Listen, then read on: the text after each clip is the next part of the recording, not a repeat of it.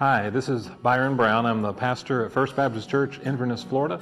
We are a church that follows God passionately and prayerfully, wanting to hear Him and be with Him. And I wanted to share with you a few moments today about the topic of service. And I know there's a lot that can go in that, but I wanted to share with you a scripture out of the Gospel of John, John chapter 13, verse 14. Now, before I read the scripture, I want to tell you that part of what's happening here in the gospel is this is when Jesus is washing his disciples' feet. And as he finishes, this is what he says to the disciples, John 13, verse 14. He says, "If I then, your Lord and teacher, have washed your feet, you also ought to wash one another's feet." So he's saying, now what I've just done, if I'm your Lord and teacher, I've washed your feet, and if I'm your Lord and teacher, you also ought to wash one another's feet.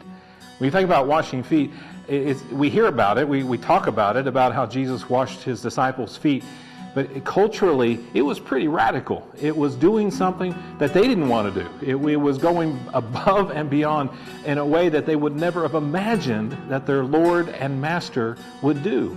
He humiliated himself. He did what a servant who on the very lowest rung of service would do. And they didn't understand it. Whenever they were engaged and he washes their feet, Peter even says, what are you doing? Why would you do this? And Jesus explains to them that he has to do it to show them how to serve. Now the reason I bring this up is because the way Jesus says it is very important for us. He says, I washed your feet, and if I'm your Lord, then you do the same. If I washed your feet, you ought to wash one another's feet. See, the simple question today is, has he washed your feet? You see, that's what the gospel is all about. It's about him humbling himself, going well above and beyond what he ought to do as Lord and King, and doing it for you.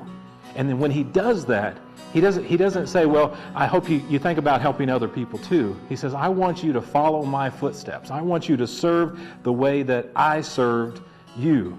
Now this is radical. It means getting outside of ourselves. It means thinking about others more than we do ourselves. It means understanding what he's done for us first. You see, we can't force this.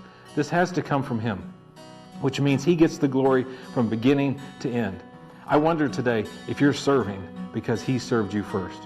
If you need that, he's willing to give you what he only can do for you. I hope you know that. I hope you know that you're always welcome at First Baptist, and I hope you know that more than anything else, God does love you.